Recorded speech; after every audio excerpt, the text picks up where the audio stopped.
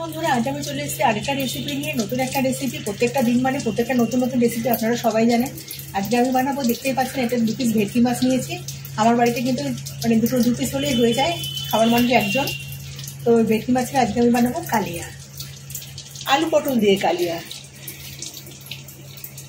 এই রেসিপিটা কিন্তু, এই রান্নাটা আমি আমার বাবার থেকে শিখেছিলাম। আমার বাবা কিন্তু ভীষণ ভালো রান্না করতেন।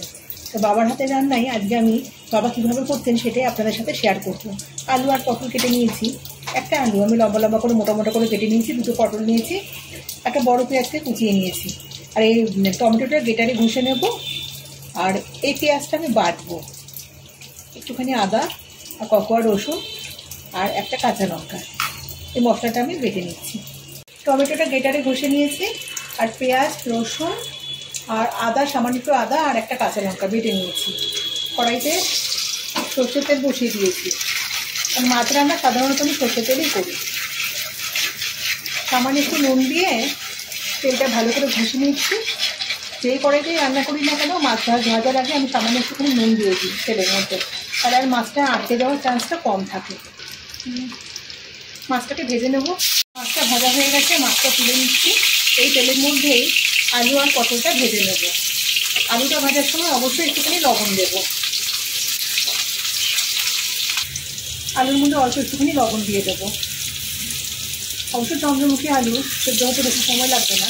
তবুও একটু লবণ দিয়ে ভাজলে পরে না, খুব তাড়াতাড়ি এখানে সেদ্ধ হয়ে যাবে। লাল লাল করে ভেজে তুলে নেব। আলুটা লাল লাল করে ভাজা হয়ে গেছে, তুলে নিচ্ছি।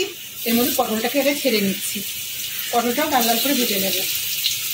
ফোড়নে দিয়ে দেবো একটা তেজপাতা, জিরে আর একটা এলাচ আর একটা দারচিনির টুকরো।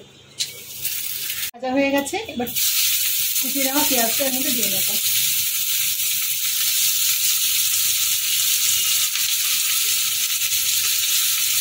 পেঁয়াজটা হালকা করে ভেজে নেব।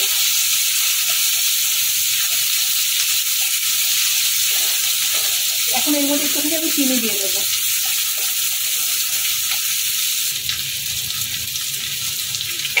তাহলে পেঁয়াজটা যখন ভাজা হয়ে উঠছে তো একটু লাল লাল মতো হবে। আর খাওয়ার সময় না একটু মিষ্টি মিষ্টির মতো পেঁয়াজটার মুখে যখন পড়বে খুব ভালো লাগবে। আমার বাবা কিন্তু এইভাবেই বানাতেন। আজকে আমি কিন্তু বাবার টাইপেই রেসিপিটা বানাচ্ছি। বাবা নেই আমাদের মধ্যে স্মৃতি, কিন্তু তার সমস্ত স্মৃতি তো মনে আছে। ভীষণ ভালো রান্না করতেন, খাওয়াতে ভালোবাসতেন। আর একটু লাল করে ভেজে নেব। এটা ভাজা হয়ে গেছে। এখন বেটে রাখা মশলাটার মধ্যে দিয়ে দিলাম।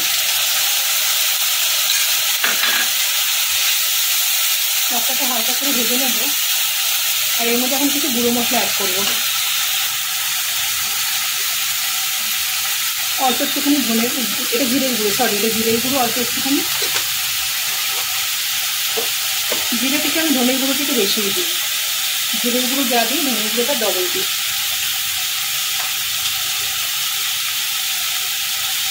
পরিমাণ মতো হলুদ।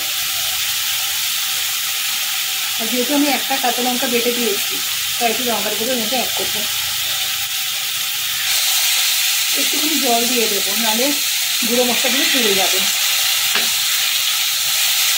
ভালো করে মশলাটাকে কষাবো। এখন আমি ভেজে রাখা আলু আর পটলটা এর মধ্যে অ্যাড করে দেবো। এই কষাতে কষাতে এগুলো সেদ্ধ হয়ে যাবে।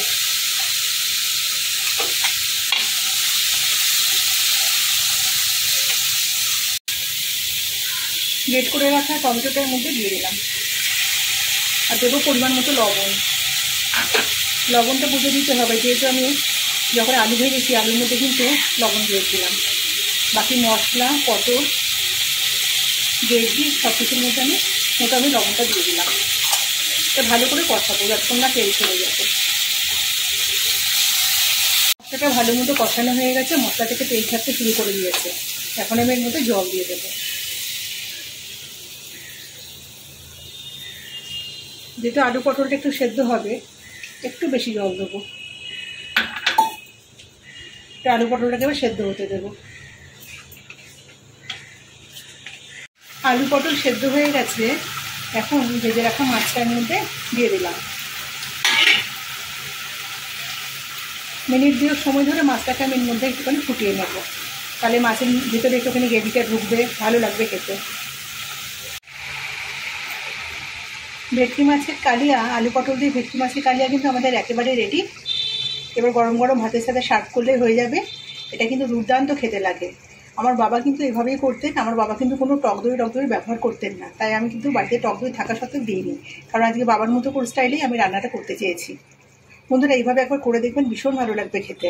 তো রেসিপিটা কেমন লাগলো অবশ্যই কমেন্টে জানাবেন। রেসিপিটা ভালো লেগে থাকলে একটা লাইক দেবেন। বন্ধুরা ইদানিং আপনারা লাইক দিচ্ছেন না, কিন্তু ভালো লাগে না, একটা করে লাইক দেবেন প্লিজ। আর যে সমস্ত নতুন বন্ধুরা এখনো চ্যানেলটাকে সাবস্ক্রাইব করেননি তারা কিন্তু অবশ্যই চ্যানেলটাকে সাবস্ক্রাইব করবেন।